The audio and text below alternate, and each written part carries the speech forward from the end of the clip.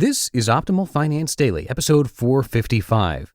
Work Goes On Long After the Thrill of Workin' Is Gone, by Mr. Money Mustache of MrMoneyMustache.com. And I am your host and narrator, Dan. Happy Friday here on the show. We're ending the week with the John Mellencamp reference there from Mr. Money Mustache. So let's get right to our post as we optimize your life.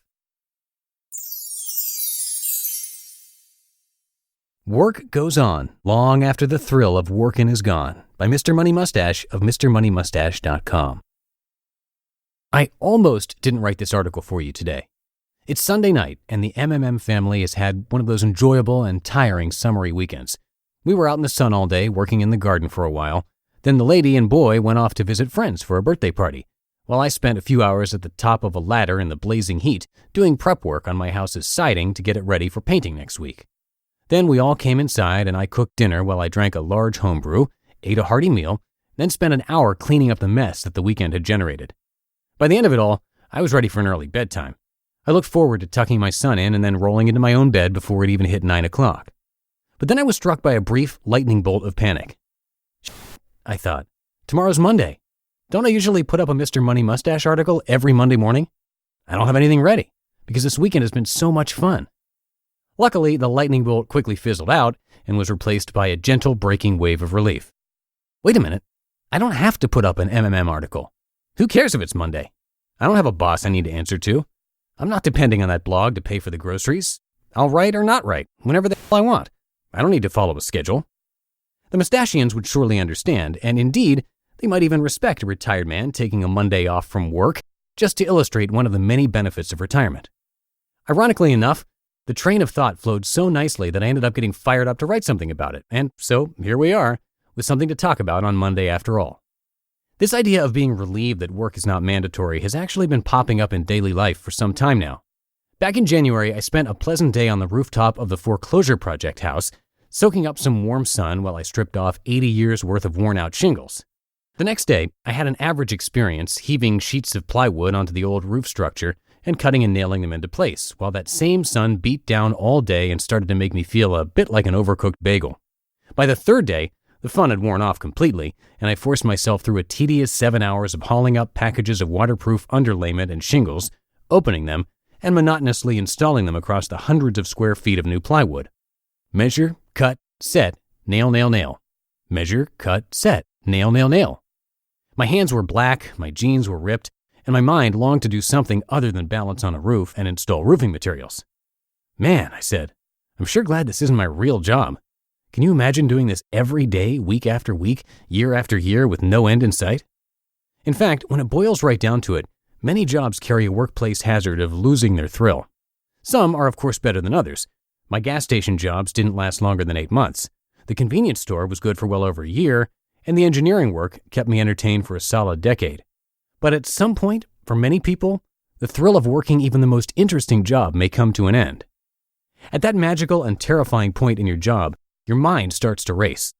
If you're sandwiched between a wall of debt and the cliff of an expensive lifestyle that you locked in for yourself back when the job seemed fun, the joyless job can be quite scary.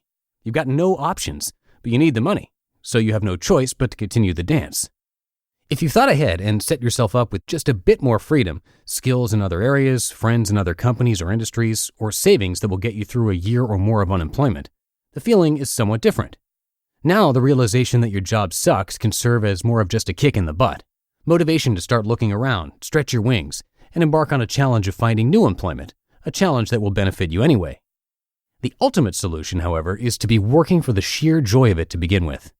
You're learning and staying challenged at all times, because if you fail to do that, there's no pretending that you are not a complete fool for taking that job when you didn't need the money.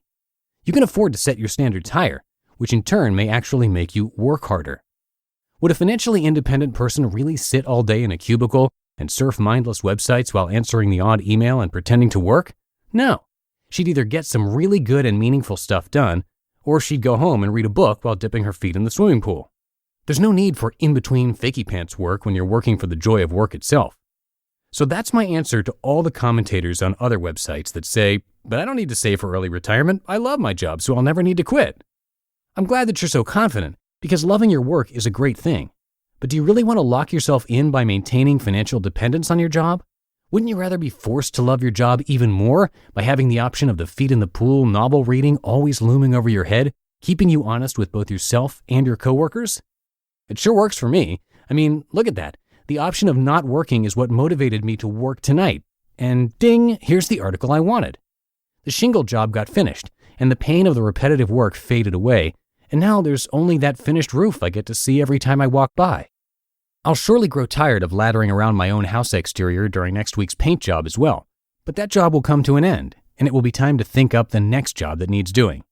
And this blog will never become a treadmill of cranking out articles just because a boss tells me they're due. It can go on vacation, or it can grow bigger and better, or it can morph into a touring hip-hop group or a cooking television show if that's what fate decides. Variety, the spice of life.